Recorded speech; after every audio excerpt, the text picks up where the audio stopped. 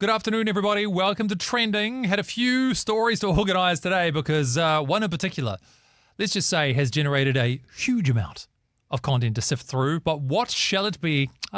We shall discover together. Well, at least you will. We already know. But welcome along anyway.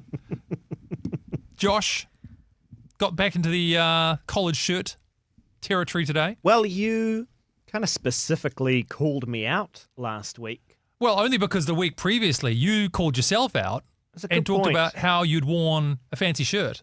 And then, I came to expect that. So I wore a shirt and then you didn't wear a shirt. And then today we're both wearing shirts. Today we're both wearing rather, yours has actually got some hidden flamingos in there. Is that right? Or some sort of birds? It's mostly just palm trees as far as I can see. Can you not see the birds hidden in your shirt? Can you not see the birds hidden in your shirt? Oh, yes, I see what you mean. There's a bunch of them. There are a bunch of birds, now that you mention it. Touche. For more bird-related shirt commentary, keep it locked to Rima this morning, afternoon, whatever it might be. Are you wearing shorts today? No. See, I am. I know. So you made the right call because today was the first day I made a bet on the weather and it's turned out colder than I expected. I've had a few occasions where I've worn more, say, not so much winter appropriate weather, but certainly not summer. And I've been very uncomfortable as a result. So I thought, no, not going to make that mistake again. I'm going to wear shorts, which of course you can't see on the stream anyway. So it doesn't really affect your visual experience of the show. However, today, not the day for it. I, though, made, I guess, because I wore the shirt, I had to wear some sort of nice chino pants. Sure. Just black chinos. But then the only shoes that I really had that went with this outfit were my black dress shoes. Ooh, but they are nice. Yeah. I do like them. They're just not that comfortable. And they're not a typical Beatty attire, I'd say. They're like, I wear these to weddings. That's pretty much the exclusive. The only play that they really get. He's struggling with flexibility a bit there today. I can tell you're wanting to show. I'm also trying to figure out whether or not I can actually get it in the show. Yeah, I can understand. There you go. Ooh, our special guest has arrived too. Ooh. Do you want to just give her the hello? She can come on in. She can hang out. Come on in. Come on in, guys. Just a pre-show anyway. Oh, look at this. Look at this. State of it. Hello. We just started the pre-show with everybody anyway. So we have a story today that we decided we needed some expert opinion on. And so she'll be joining us officially in the show in about 20 minutes. I love this tease that we've got going on because not even the camera yet has cut to this special guest. Said guest. Who are they? Of specialness. What's going to happen? It's pretty exciting. Look at this. Are we going to be using the ring light as well, or is that just... No? I didn't bring the cord. I don't want to disrupt the lighting. Oh, that's true. Yeah, we are fairly well lit. That's a good point. It's pretty lit in here. It's pretty lit. Hey-o. We're so cool. I talked about a April Fool's joke this morning. Razer, the gaming mice and keyboard company. Yep. This headset that apparently does AI translations of Gen Z. Oh, right. When you're gaming for old people who are gaming, so they can communicate with everyone, namely us. Yeah, pretty much. So, what you're gonna be at this one here. All this to say, by the way, if you've just joined us on the stream, and there are a bunch of people watching on both Facebook and YouTube, this is the pre-show for Trending. We're about to go live on air on Rima. Going to be looking at the news stories from the week that was, those that were trending. Hence the name. Yep. So thanks for joining us early, by the way. And feel free to leave a comment below just to say hi, where you're watching from, how life has been going. Do you have any predictions as to what will be favorite trending colors today? Favorite foods? Anything. Yep, things you wish they stocked in the supermarket they've discontinued. All that kind of stuff. I saw this online the other day. You know you're getting old when you get upset when they move things in the supermarket. Straight up. And we don't have time for this, Josh. We're sorry. about to start the show. Okay, very serious. 5 seconds. Here we go, everybody. Woo!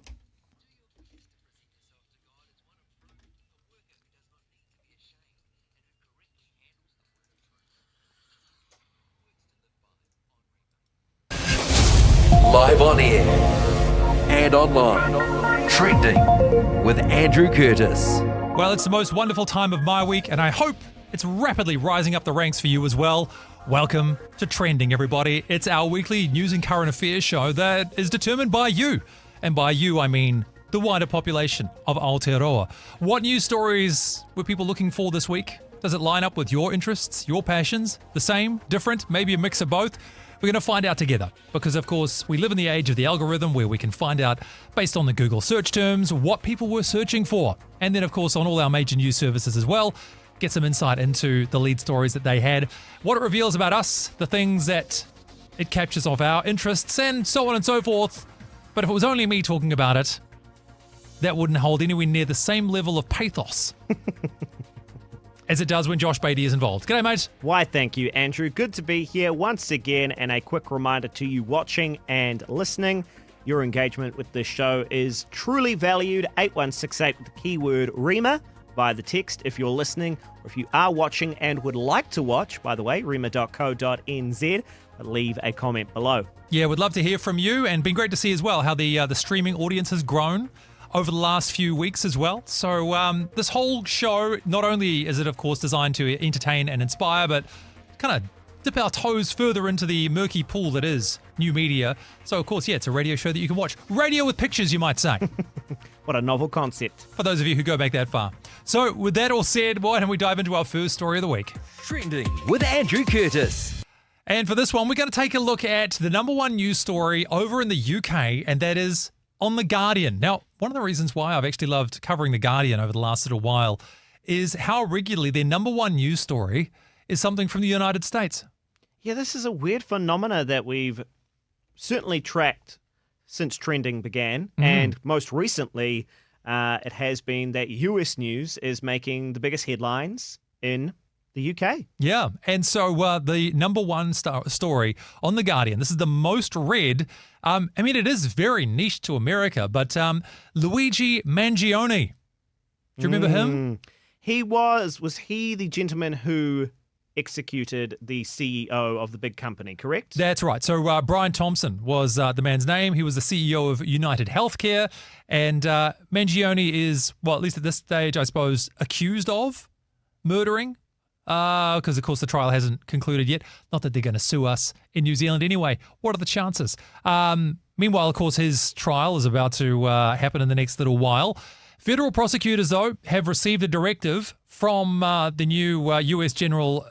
Attorney General, Pam Bondi, and they've said, we want you to pursue the death penalty. Wow. In some ways, not surprising. Yeah. I think especially the nature of the murder. Again, execution really is maybe a better way to describe it. That's effectively what happened when Thompson was gunned down on the street in New York. But remember too, by the way, this is the number one news story on The Guardian in the UK.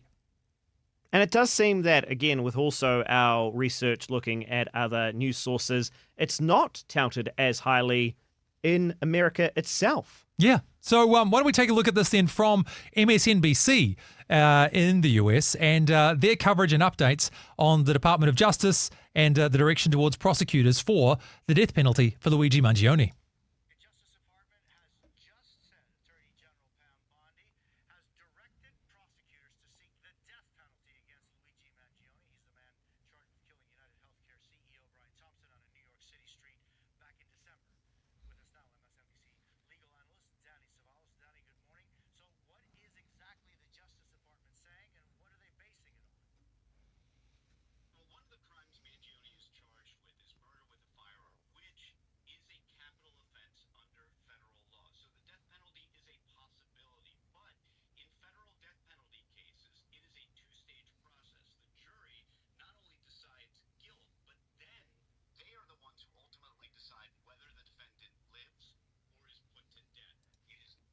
Sorry, Andrew, to interrupt, just double checking that we are in audition, etc. for the audio on that. Let's go back then again from the legal analyst quote, just in case you guys didn't catch his description. So he was asked by the host to outline why this may have been directed to be a death penalty case. And to be honest, this is quite striking when you consider the responsibility and where it lies for determining if this should be a death penalty or not.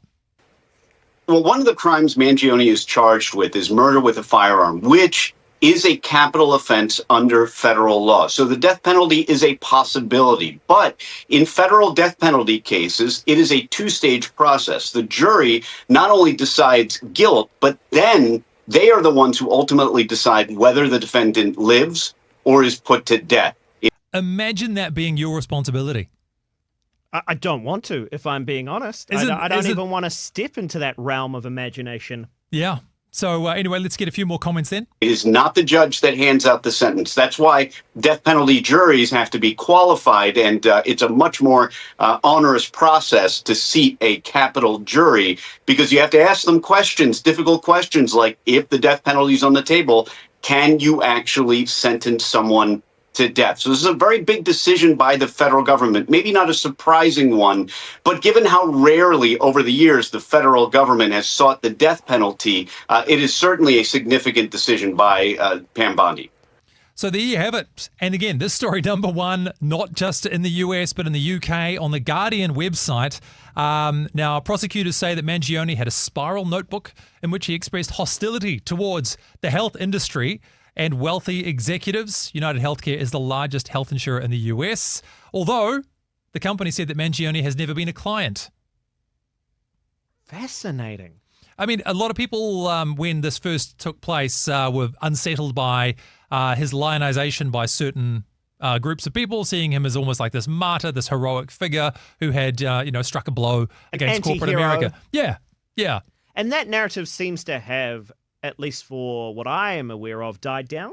Yeah, I think a little. I mean, it's very unsettling either way. That the nature of the healthcare industry in the US is very different to what it is in New Zealand. And I think it's one of the things we struggle most to relate to, insofar as most people's health insurance is kind of like a job perk. It's connected to their work. Right. And so we'll try and get a job that has a healthcare package attached to it, because they don't have, say, what we do in New Zealand with a state-funded healthcare program. However, it means that the costs are astronomical compared to somewhere like New Zealand. So if you're a poorer person, you're at the mercy of a health insurance company, and many are saying that, of course, these guys have got the power sometimes to basically refuse cover for something that you thought you might have been insured for. And what's your recourse if you're, one of those who ends up being found against by their insurance company? So, is this a protest against the power of corporate America? That's, I think, one of the things that caused this guy, Mangione, to be seen as a hero in some people's eyes. Yeah, lauded quite a lot on social media, and then there was also the narrative around his attractiveness as well. Which that's it.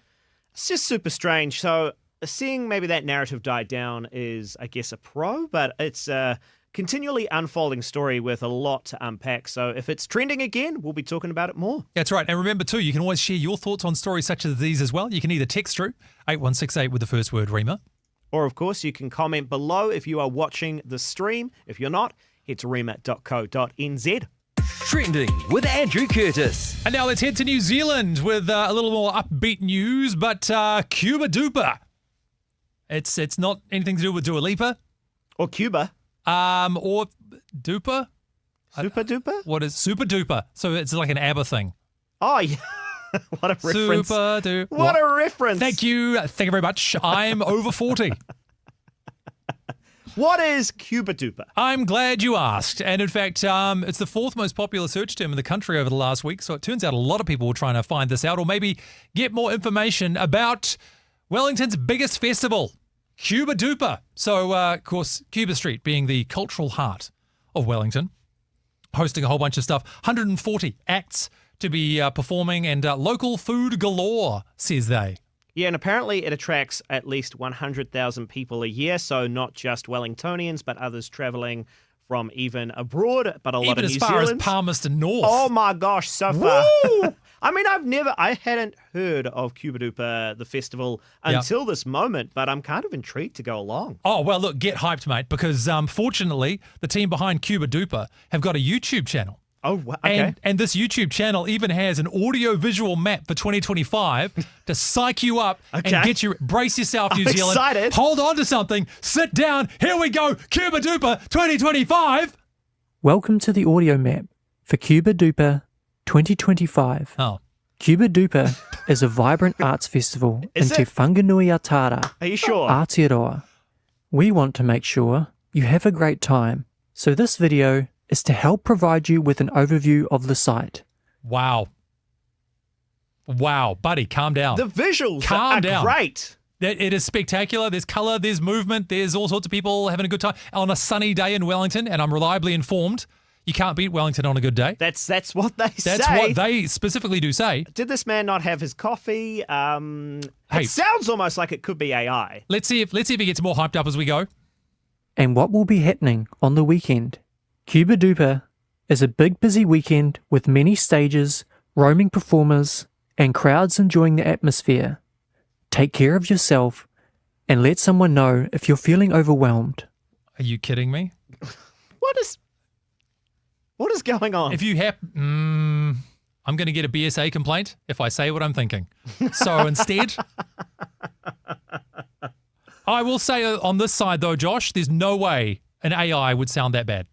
Well, yeah, it sounds like a human. It sounds like the focus on articulation and clarity is important. That's true. That's right. There's not much focus on...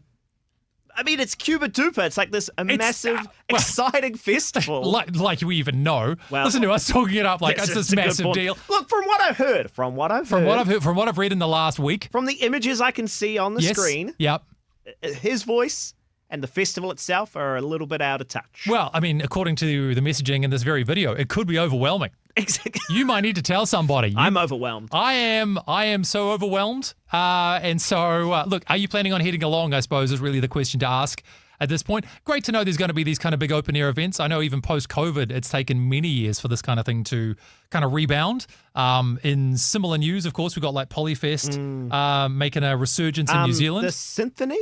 Yeah. Happened recently. That's right. In Tamaki Makaurau. Hey, by the way, if you are heading along to Cuba Duper, or if you've been before and you know better than I and Andrew what it's actually like, do flick us a text, 8168 keyword REMA, or of course leave a comment below if you're watching on the stream. Trending with Andrew Curtis. And now we jump back overseas to the #1 story on the Associated Press website. And in fact, for this story, we go live to the White House for this stirring message from the president himself.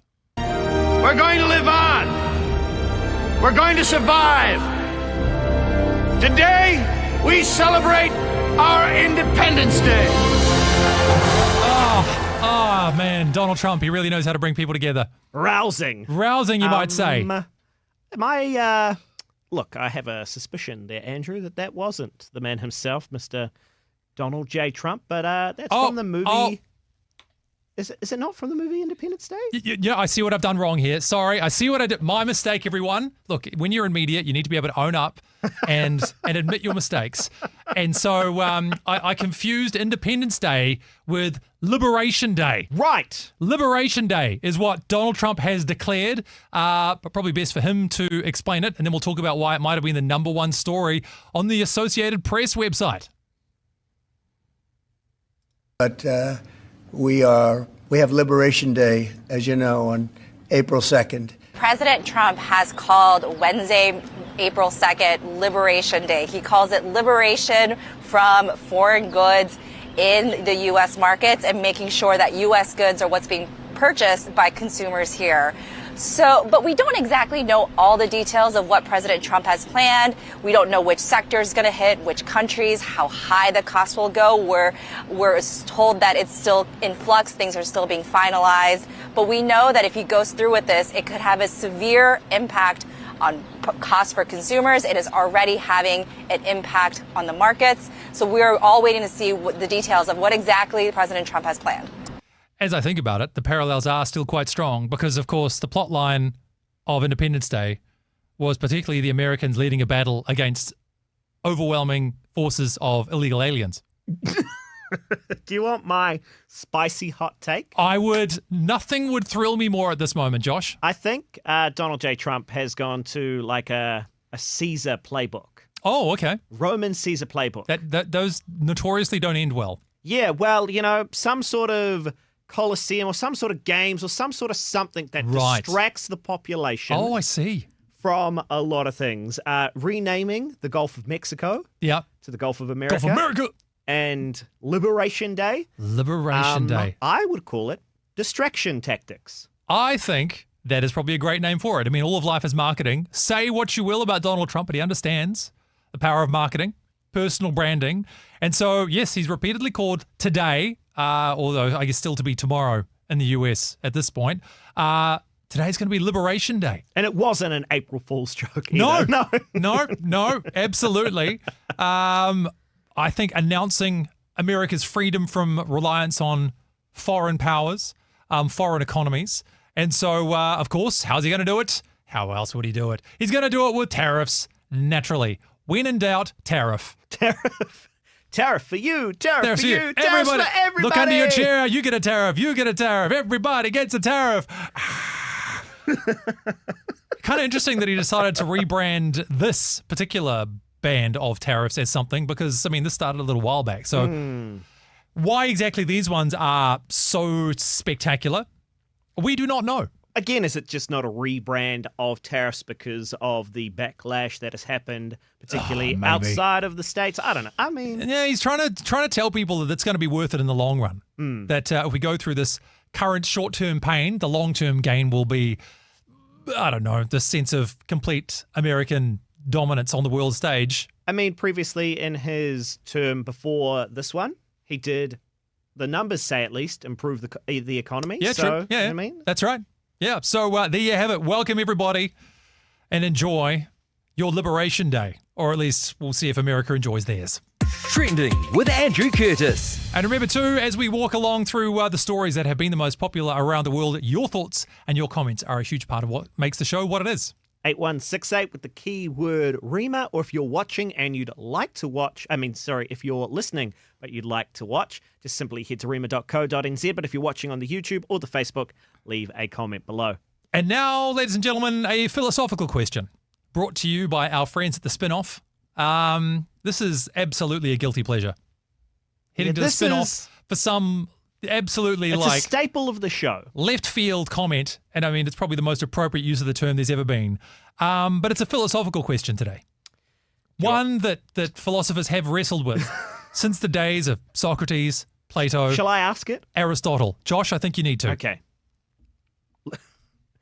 Listeners, viewers of Trending, do you want your 2-year-old to be hot? Let's sit with that for a moment.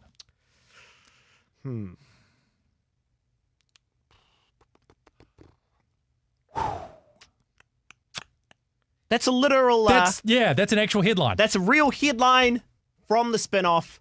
Currently #1 trending on their site. Do you want your 2-year-old? Well, good. Yeah, because 4-year-old would be fine. Oh, man, I mean... But 2-year-old, that's where it gets weird. Whoa. 2-year-old is like, whoa, hang on a minute. That's a bit inappropriate, which, by the way, might have some bearing on one of the stories that is trending later on in the show today. But when it comes to speaking on these kind of matters, Josh and I realize that, well, we're not really in a position to speak to the implications of this kind of a story. Yeah, because to give you a bit more context around this, it's a rather strange story, but the idea is, does a mother want her daughter to grow up to be attractive? Because apparently, at least within this article, the idea is if she does, there are benefits for being attractive in society, but also it does have an effect on that person's personality, and they usually become more mean-spirited. Yep. They're not somebody that you like to be with, or does the mother wish that they are not so attractive so that they'll be a good person, but then they won't get the benefits that all of the aesthetic beauty is afforded to you? Now, fair to say, Josh, you and I are not in positions where either of us would be able to sit upon the lofty perch of, say, fashion and beauty and to say what the costs and trade-offs may well be. Look, we were talking about our collared shirts before we came on air. That's true.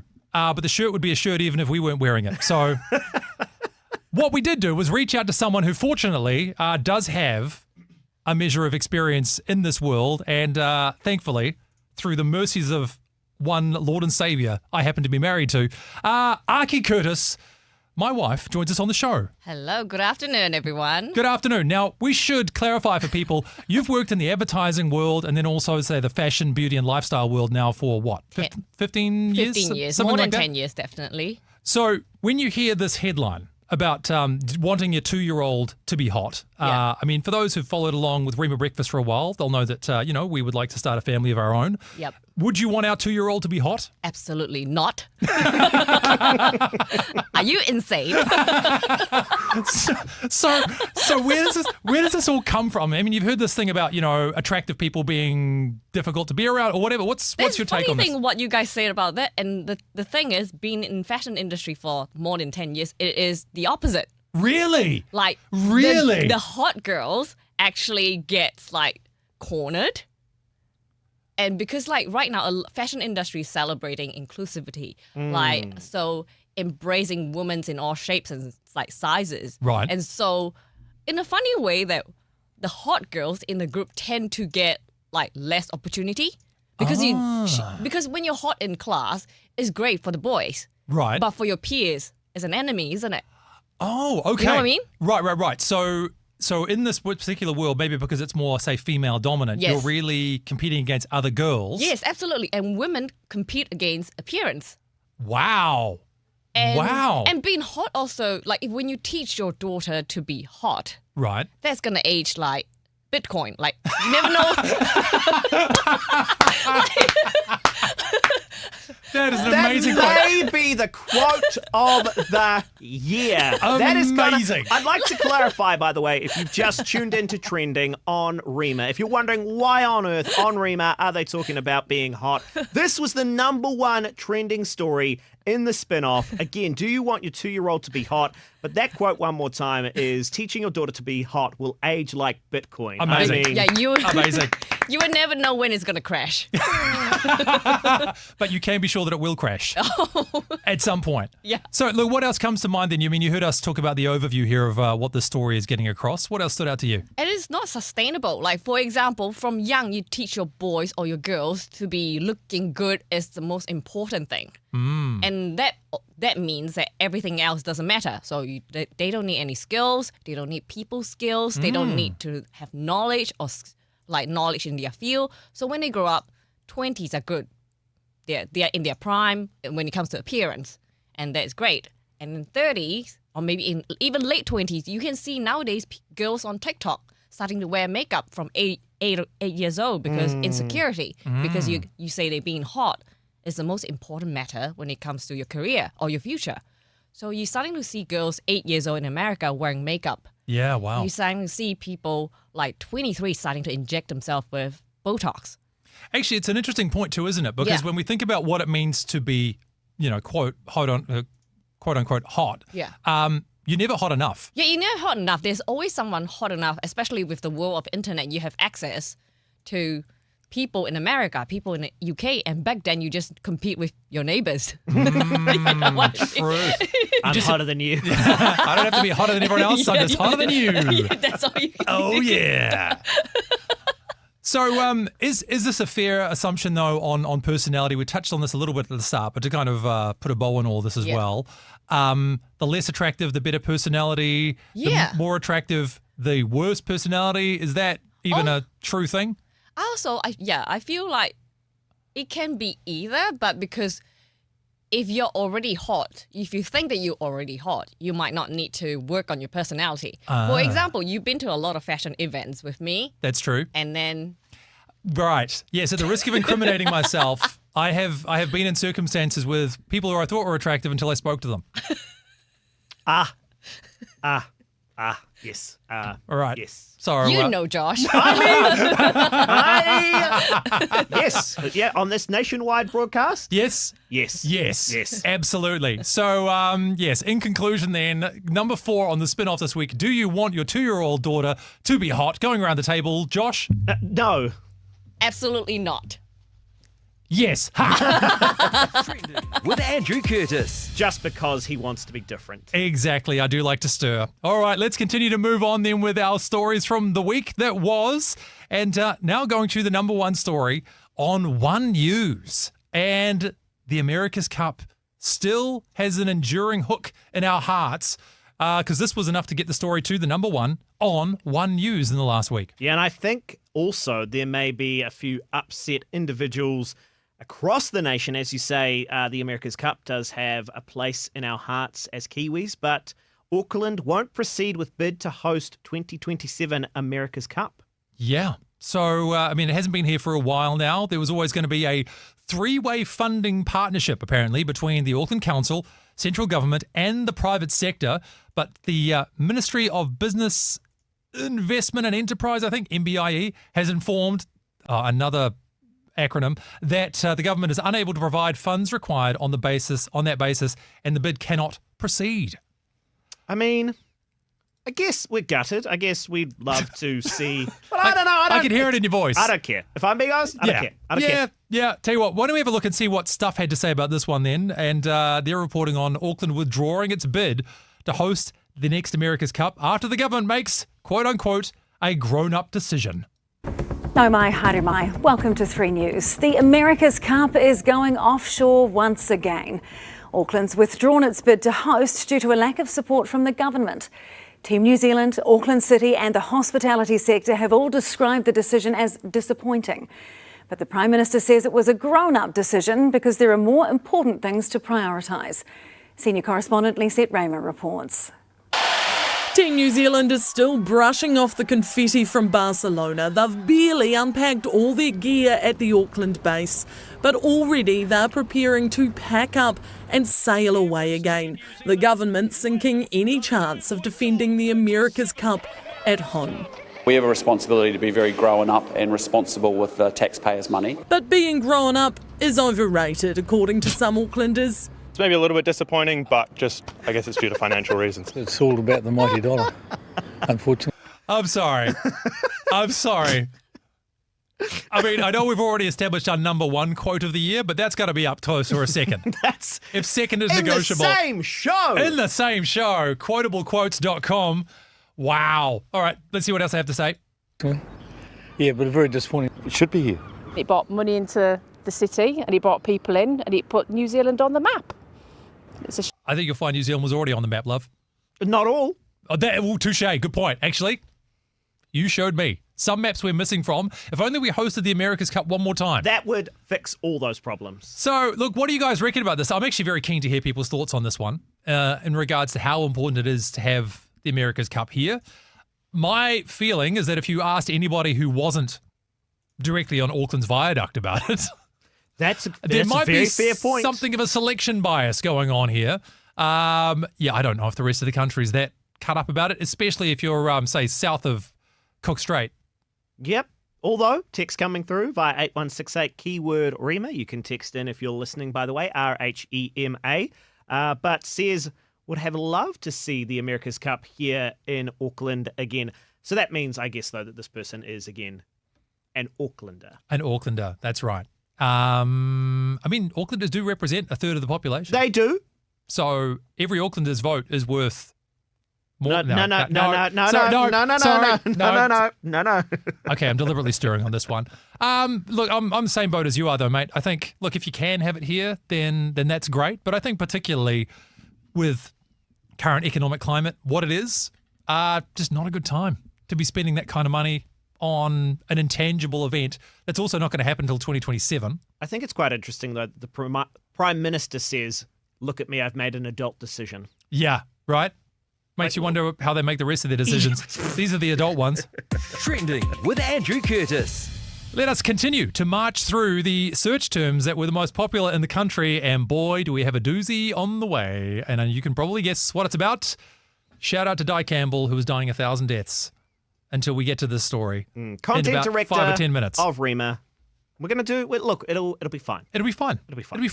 But let's take a look then at the number 3 story on stuff.co.nz.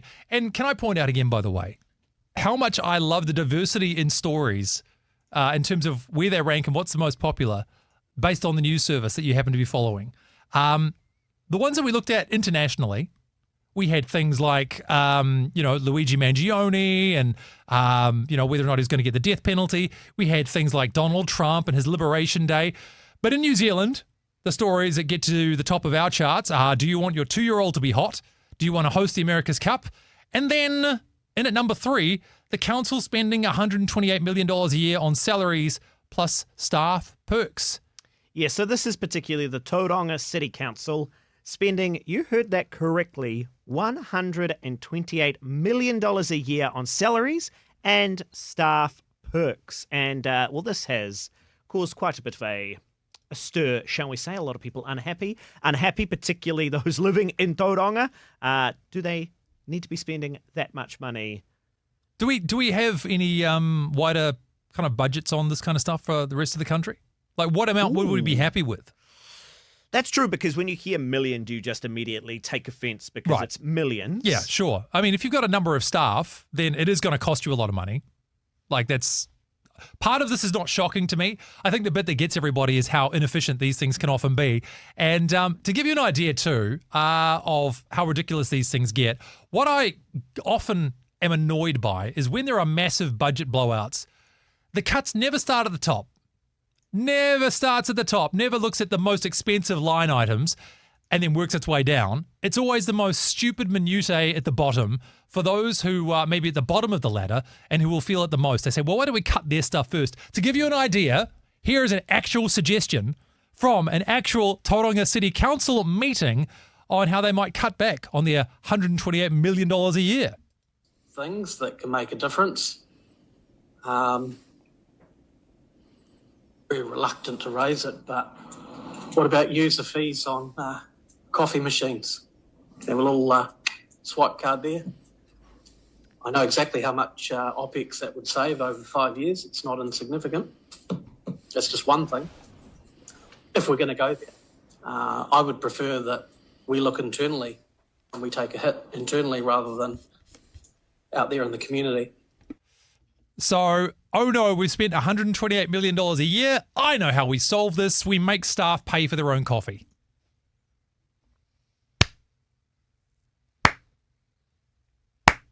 It's minds like this that are leading your communities, New Zealand.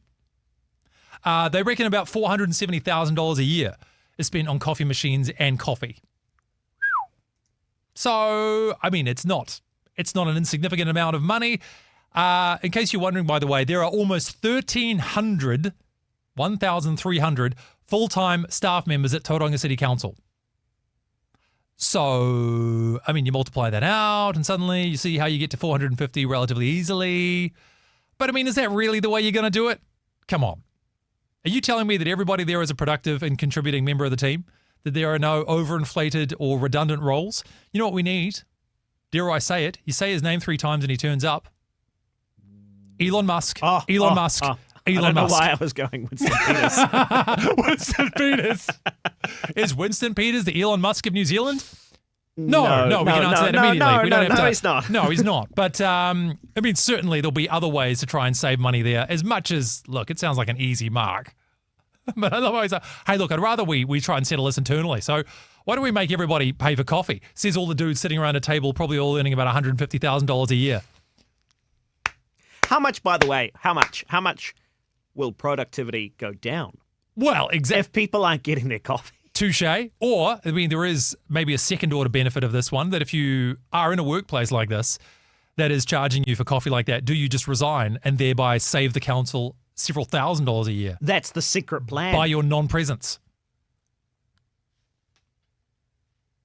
Have we cracked it, ladies and gentlemen? I mean, what do you reckon about this kind of stuff? It's kind of a bit murky. This is the problem with these kind of stories, right? Because we all feel like the government costs too much money to run. But then when it comes down to, well, how do you save the money back? Everyone's like, That is also a very fair point. If you've got an opinion on this one, if you'd like to share any thoughts at all, 8168 with the keyword Rema, or of course leave a comment below. Trending with Andrew Curtis. Ladies and gentlemen. Yep. Now remember what you said. That is true. Thank you. You're welcome. Thank you. We thought normally we don't bother doing this for trending, but it seems like there's no way to talk about this next story without first saying that we want to provide a bit of a parental warning. If you have younger children around, there are some adult themes to this story that as much as we love your company and would love to have you a part of this show with us, we are going to be discussing Benjamin Doyle, who, if you know who that is already and have some sense of where the story could be heading, this might not be the story for you. And so, again, we want to give you forewarning. Maybe you want to switch off your radio for about 10 or 15 minutes, come back a little bit later on. As I say, we'd love to have your company, but if you want to be mindful of those who are around you and maybe listening to the story and it's just not a thing you want to have to talk about with your 5-year-old, understandable. And so, with that all said, the number 2 trending story in the country in the last week, Benjamin Doyle. And again, that is why we are talking about it here on Rima on Trending, because it was the number 2 most searched story in New Zealand over the last week. And even as Christians, we still need to have a discourse about stuff like this. 100%. Well, so we are going to delve into this, but yes, that warning, just that reminder for young kids. If you want to switch off, we do understand. All right. So the high-level overview on the story is that Benjamin Doyle has a private, or personal, I should say, Instagram page, which, speaks to certain elements of the LGBT community that has proved to be quite the incendiary topic, shall we say. And, before we dive into it too far, let's first take a look at how it was covered on One News. And first of all, their broader reaction and calls for the Prime Minister to step in. The Green Party says Winston Peters is peddling misinformation, with Benjamin Doyle receiving death threats. The Green MP used sexual slang in social media posts, which the New Zealand First Leader has labelled inappropriate. Political editor Mikey Sherman has more. Green MP Benjamin Doyle is proudly queer and non-binary. My gender is expansive and fluid, not muzzled by the strict confines of a suffocating binary. But it's the confines of what's deemed politically acceptable language and imagery which has the MP under intense scrutiny. We are currently screening an immense number of death threats and abuse directed at our MP, Benjamin Doyle, and their precious tamaiti. The MP has a private Instagram account called Bible Belt Bussy. The MP's child is at the centre of allegations after a photograph of them, which One News has chosen not to publish, appeared alongside a series of other photographs, with the comment Bussy galore, which is a sexual reference. There are a number of far-right conspiratorial actors who are imputing meaning to that. And the long bow that they seem to be drawing is that by virtue of use of that terminology, that the rainbow community poses a real-world threat to children. The allegations took a feverish hold on some social media users, including the Deputy Prime Minister, Winston Peters, demanding the media ask questions. What is your understanding of what it means and what do you take? What does Bussy galore mean? What does it mean with all those photographs?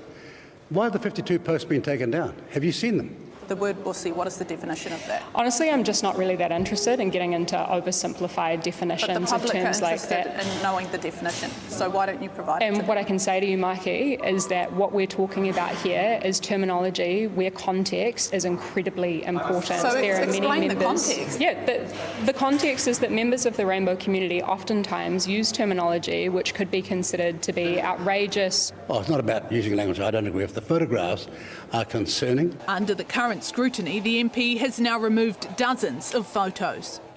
So this, of course, kicked off a few days ago, and I can tell you it actually predates this media coverage by a day or two on other social media channels when this personal Instagram account for Benjamin Doyle was first made public. So the concern being whether or not these photos were of an overly sexual nature, if they particularly sexualize their child, and even some wider elements, which, speaking of the conspiratorial side of things, the use of certain emojis on posts and whether or not they were relevant to child exploitation. Yeah, hot water indeed, and murky water as well. Certainly, where do you begin, Andrew? Yeah, well, where do you cover it, or how do you cover it, is an interesting discussion point. And whether or not you followed along with this as well, would love to hear your thoughts on how this has been addressed. The initial media coverage that was presented, not just, of course, on One News, but on other major news services here, focused primarily on the death threats that Benjamin Doyle has received since, this account became publicly known. It's a strange situation we find ourselves in these days where death threats seem to accompany everything. Whenever there's a news story that people are not happy about, you might even think back to, say, Golri's Garraman story, death threats associated there. But MPs of all ilks, even Winston Peters himself has come out and said, yeah, I've received death threats before. But again, is that even the kind of thing you want people being kind of laissez-faire about? It's like, you just get a few death threats every now and then. What the strange world that we live in. One thing that was interesting to see too, though, in the coverage of this story that was presented on One News was how well this represents the LGBT community. And can I say, by the way, how oftentimes Chloe Swarbrick seems to sound like a university lecturer when she's talking about stuff? Oh, my goodness. Get a load of this. I'll pause partway through here before it continues, but this description or, I don't know, reasoning provided by Chloe as to why the language used on this particular page and some of the terminology was acceptable. We'll pause to get thoughts. And again, remember, as we go through this, you're welcome to share your thoughts on this this afternoon as well. Text it through 8168 with the first word Rima, or drop something in the comments, either by going to rima.co.nz and clicking through to the YouTube or Facebook Live pages. Post, swipe left to see an eggplant. There are uses of language and content that will be unfamiliar to a lot of people right now. For those unfamiliar with the eggplant emoji, it refers to a penis.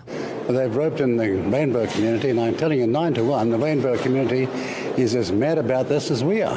One News was CC'd into an email sent to Chloe Swarbrick from a gay woman in her 50s in a civil union who watched this exchange on last night's news. Yeah, the context is that members of the rainbow community oftentimes use terminology which could be considered to be outrageous. The woman who One News spoke with today wrote that she resents Chloe Swarbrick's statement, saying being gay is not an excuse to behave inappropriately or make inappropriate comments, adding, "Be consistent, Chloe, and how dare you tar all gay people and by connection their children and their families with an outrageous brush." So interesting to see that kind of coverage. And again, you heard Chloe's description there, and actually it was helpful to have the One News article before that where you realise Chloe was responding to a question being asked by a One News journalist to explain what the term was. Chloe clearly didn't want to do it. Nobody wanted to do it. Nobody wanted to do it. And in fact, to be completely honest, we probably can't do it here either. Yeah. Because we'll get ourselves into trouble at this stage of the day. BSA. With the BSA once again. Gosh, what a story. What a story indeed. I mean, I guess a broader question of what is appropriate or not at the shallowest end of discussion. And of course, at the highest end, I suppose, a question of whether or not child exploitation is in fact taking place, or whether or not questions should be asked along those lines for the protection of the child involved from Benjamin Doyle. So, and amidst all of this, there was another article that popped up that I thought I'd quickly draw attention to, which in some ways the comment that was played on One News by the anonymous woman who had correspondence with Chloe Swarbrick kind of captures, I think, how many people feel about today's Green Party. And this is by Lloyd Burr. Now, Lloyd, of course, has been involved in New Zealand media for quite a while. He was one of the hosts on Today FM before it disappeared, now working for Stuff. But his article, which you can now see on our stream that I brought up for you, and you can still access on stuff.co.nz, has the Green Party lost its way? He begins the article by saying it was built on environmental values, but its MPs have recently been focused on criticising beat police, defending prisoners and gang members, and justifying the use of the term bussy. Editor Lloyd Burr asks if the party is having an identity crisis. Then he goes on to show a poster, which I remember from the 2011 election campaign. He said the Green Party's campaign adverts focused on cleaner oceans, beaches and rivers, and green jobs. The election before that, it was a child on a wharf with the ocean behind simply saying, "Vote for me." And the focus back then seemed clear. It's quite the contrast to what the Green Party's been focused on over the last few weeks, criticising police for street patrols, doubling down on it with seemingly anti-police DJ sets, wrongly saying that most prisoners were incarcerated for non-violent crime, and defending its newest MP for using a term in their social media. What has happened with the Green Party? Have they lost their way? Have they been co-opted by, what many people would consider fringe elements? Elements of, say, social engineering that the majority of the country is uncomfortable with. I mean, even as you've heard within some of the responses to the press conference with Chloe Swarbrick and Marama Davidson, even the LGBT community is divided over the way that they are presented, and I guess generally presented by the Green Party as being, if you're gay in New Zealand, this is the kind of stuff that you do. And they're saying, hang on a minute, that's not us. In many ways, it's the same way that I think New Zealanders feel when different elements of the faith community are then used as representatives of how we think of how we feel. How ridiculous would it be to put up any one denomination in New Zealand and say, well, that's just the way New Zealanders behave? At the risk of really igniting something today, can I suggest that with the Destiny protests, as within their rights as they are to protest against things that they do not agree with, imagine being told that that is how the Christian community is in New Zealand. Well, to be honest, Andrew, I think we have seen that be the narrative that played out.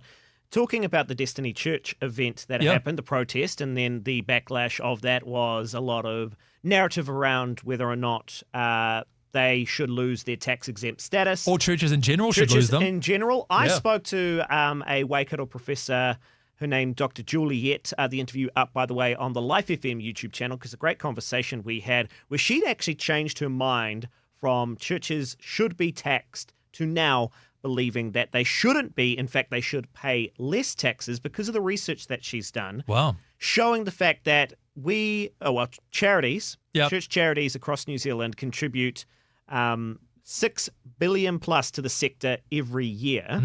And again, it is that moment where the evidence suggests and the research that is done, again by an atheist professor from Waikato University, shows the actual good being done. But the narrative forward suddenly captures everybody's attention, and that's where we're going. So, I mean, that has been one of the dimensions to this as well, the broader evidence of, say, media capture and, whether or not the discussions that are being held are actually reflective of how the country feels about these sorts of issues. But again, Benjamin Doyle, he is, or has been over the last week, number 2, number 3 search term in the country, and of course the wider implications thereof as well.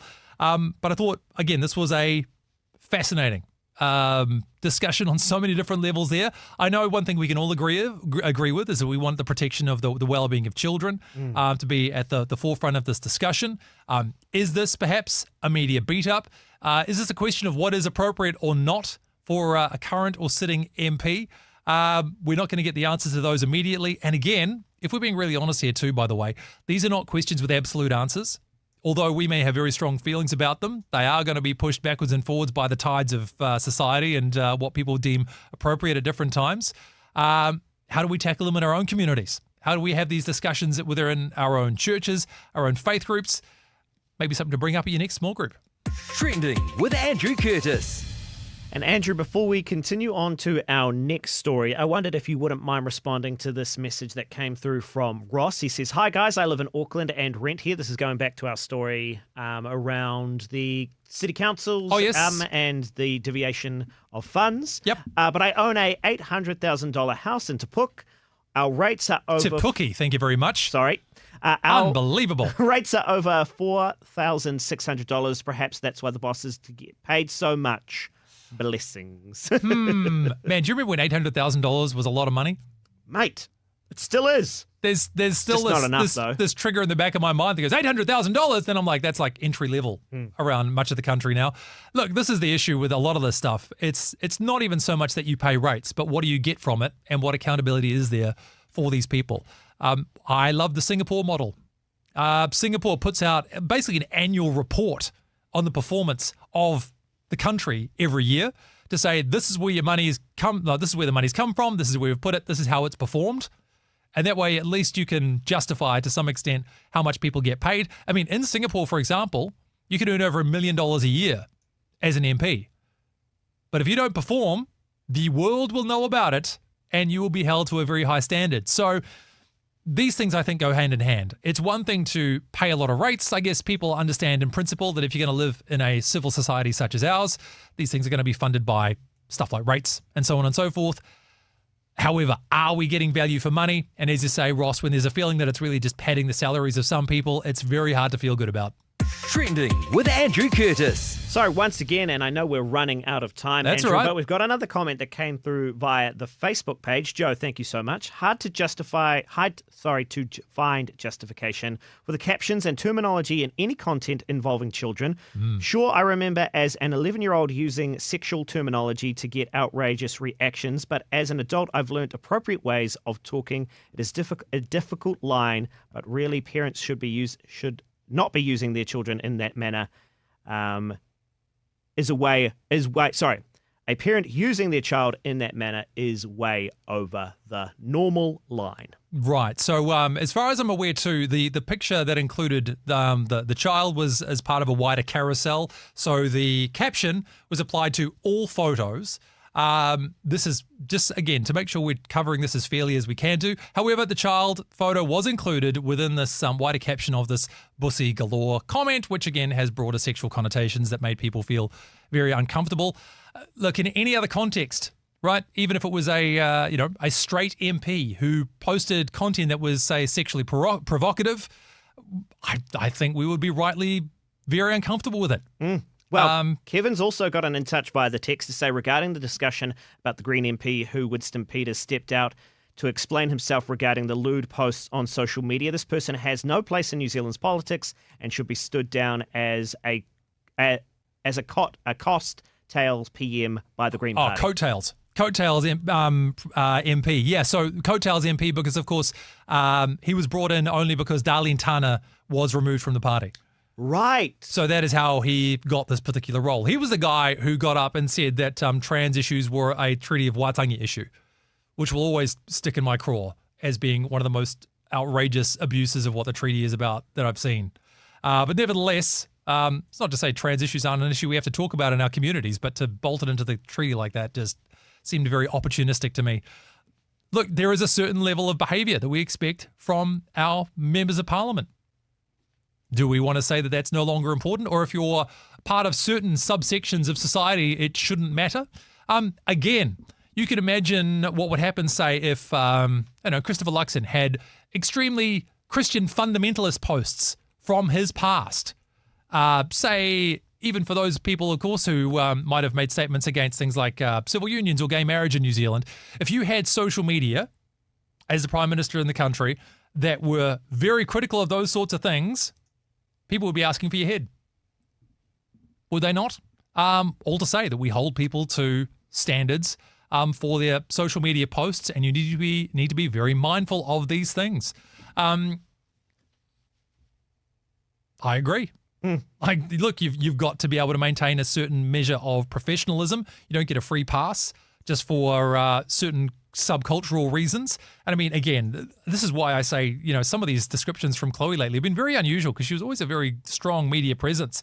But some of these responses seem particularly almost like tone deaf and condescending to be like, look, you don't understand because you're not part of that community. But if you were, let me explain to you why it's actually fine. And this is actually, not even an issue. And it's a complete media beat up. So, look, that was her response. I am looking at the time right now and realizing we don't have a lot left to discover our final two stories. Look, April Fools was the number 3 story in the country over the last week, kind of interchanging with the Benjamin Doyle story. And then number 1, as I'm sure many people would have been tuning into news media for updates about over the last week, was Myanmar. And we do want to take a moment, of course, to acknowledge that at this stage, more than 2,000 people killed after a 7.7 magnitude earthquake hit the country. As you can imagine, the quality of construction in that part of the world is not as high as you might find in somewhere like New Zealand, so that amplifies the impact. The quakes themselves felt as far away as places like Bangkok.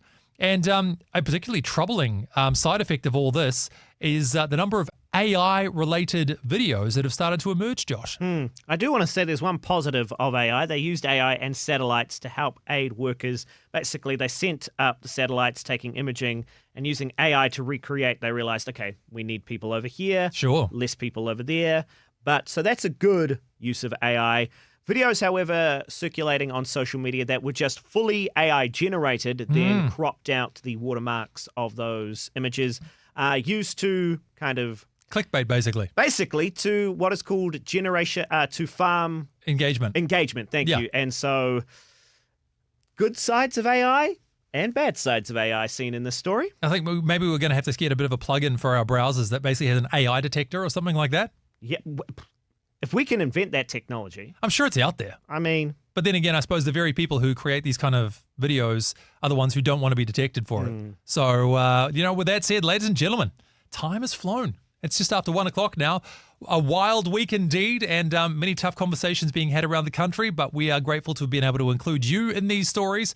These were the ones that were the most popular in New Zealand and around the world based on everybody's search activity. So fascinating to see the length and breadth of what has been discussed in the country. And as always, we're grateful for you taking a bit of time to join us. We're going to stick around for a few minutes, have a bit of a post-show discussion on the stream. So, of course, you can still continue to watch and listen if you click through to rema.co.nz and click through as well to the YouTube or Facebook streams.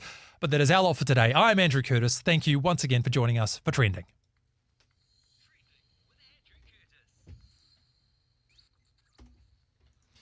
Alrighty. And with that said, ladies and gentlemen, we are now in the post-show.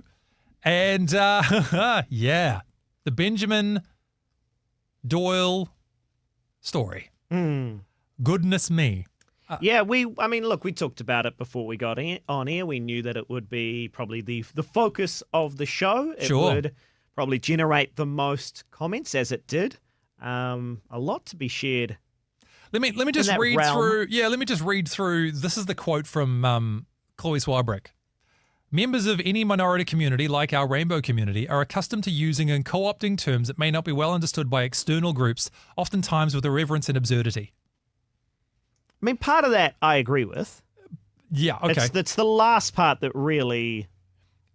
Well, yeah. The justification of the absurdity and the irreverence. Yeah, oftentimes with irreverence and absurd. I mean, it seems like she's lost her ability to speak to the rest of New Zealand. I mean, again, listen to that. When would I ever say this? Like, when would I ever speak in these terms?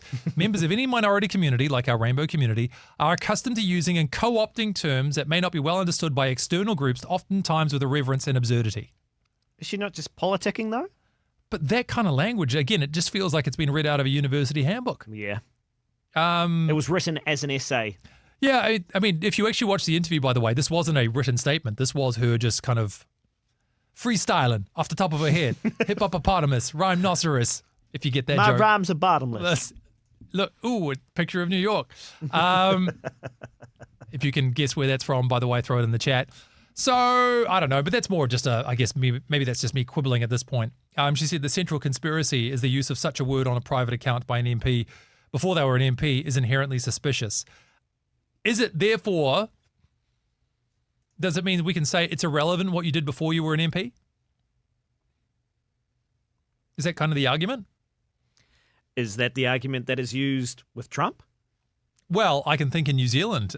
Who was the guy, the Tauranga MP, who was implicated in a bullying scandal?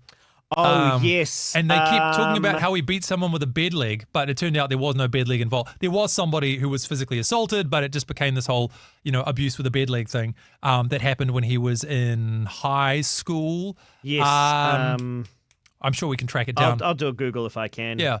But, hey, this happened many, many years ago before he was an MP. And then we say, well, was that relevant? I mean, yes, is the short answer. I don't know, man. I don't know. Should he step down over it? Sam Uffindell. Uffindell. Wow. The names that are in the back of my mind. Is that good? Well done. Thank you very much. Look, if you want more thoughts on this, you want to throw into the chat or text through to us, we're going to be keeping an eye on the chat for the next little while. Yeah, should be stood down as a coattails MP. Yeah.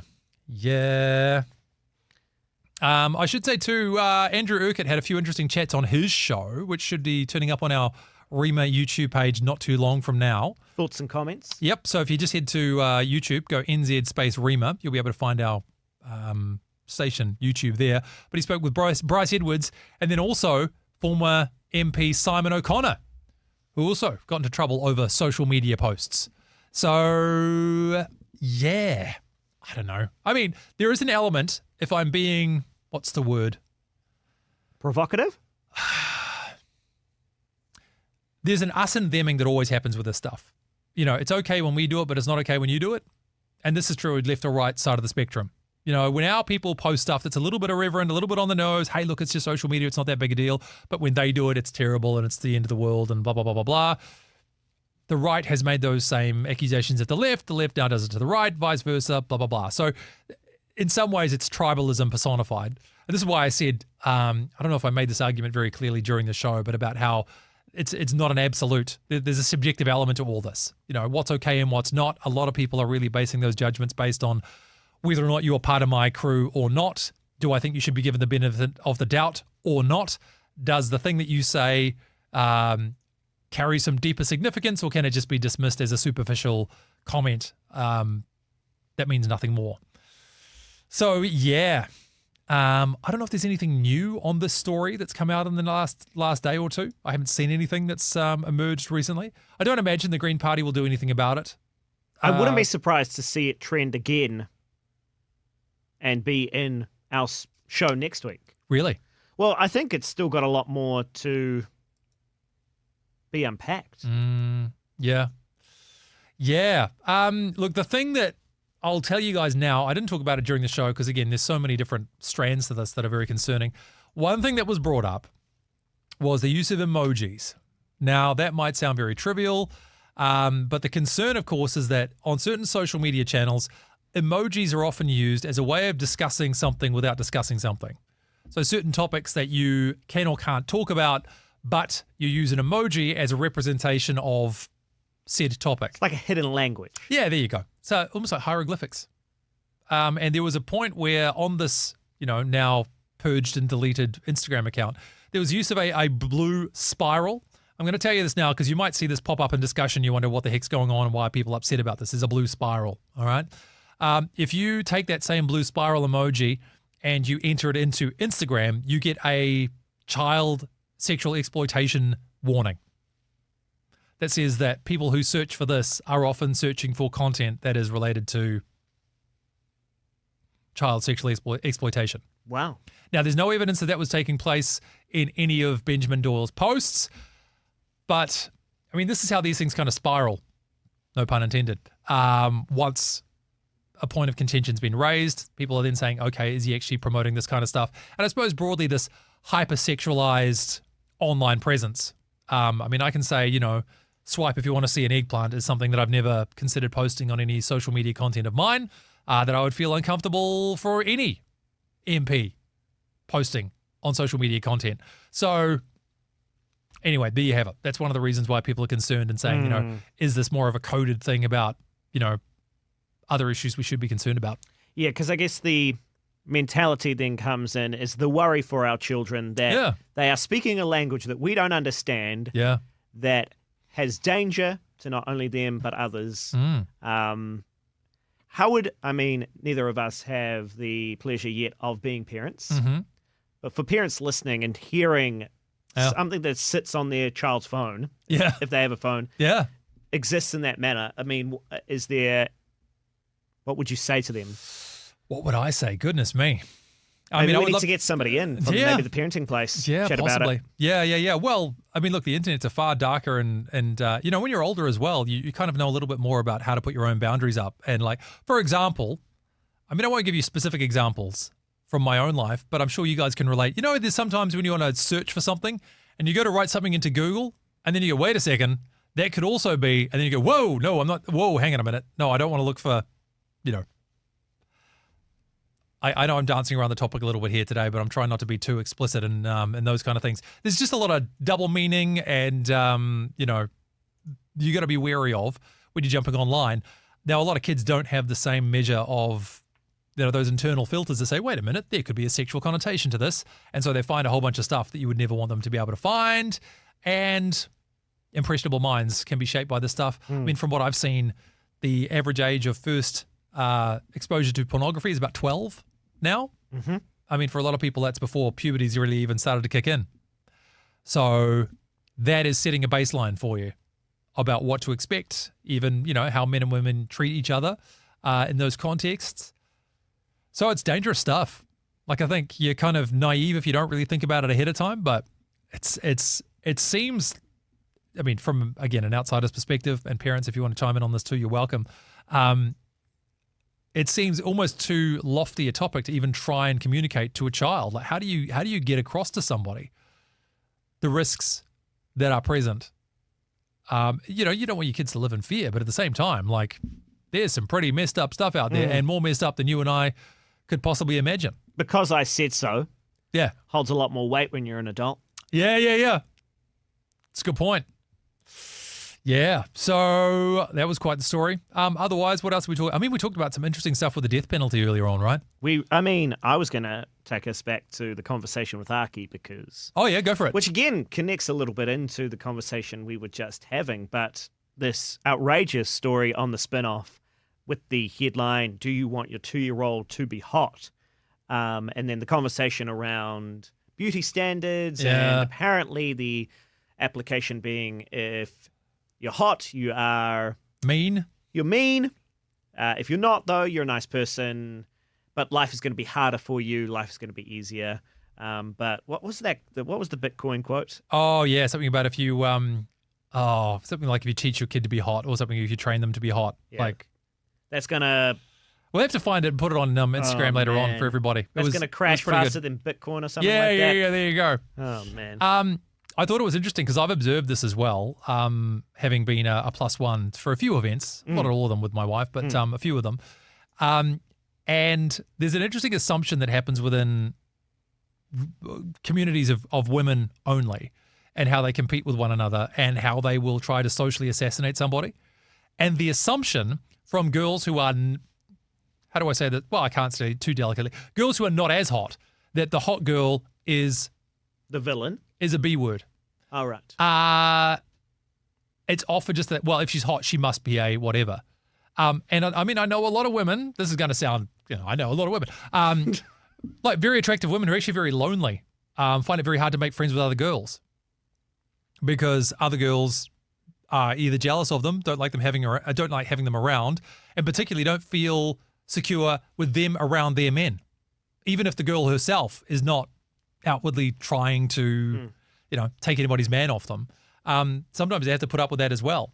So it kind of does reveal a lot about assumptions around these sorts of things too. Oh, man. I mean, just the understanding that in all circumstances, even when we think we are the good guy, we are making assumptions based off visual, just immediately addressing what we could see in front of us. We're judging a book by its cover, yada, yada, yada. And trying to remind ourselves, look, for better or worse, God looks at the inward appearance.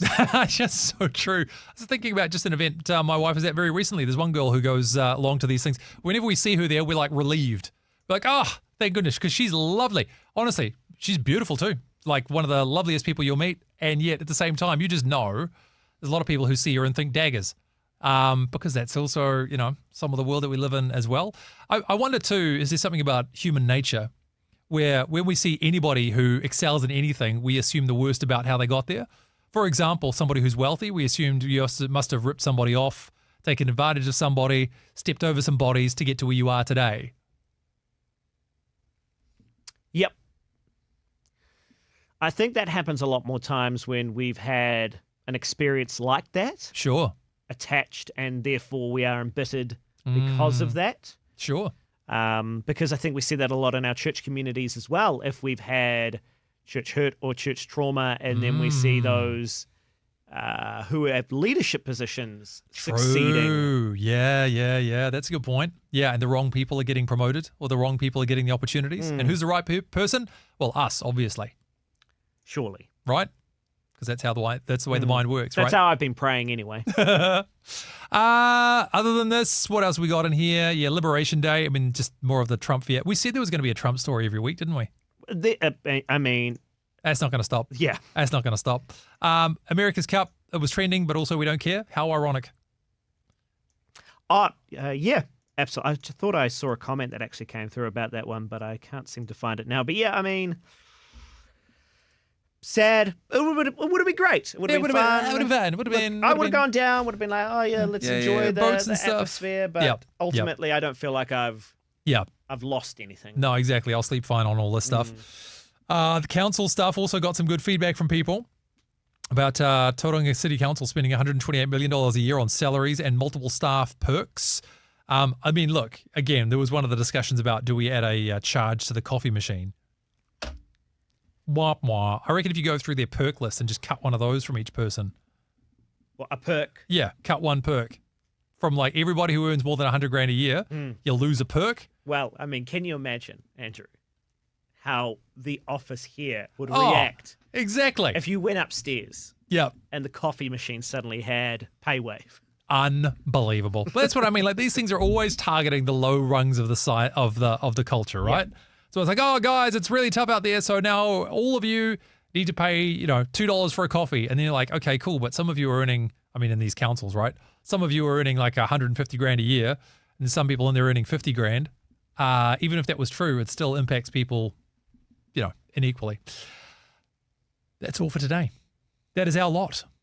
Goodness me. We ran out of time to talk about the April Fool's stories as well. They were a lot of fun, but I'm sure you saw a lot of those covered in other places. So that's fine. Parting words, Josh?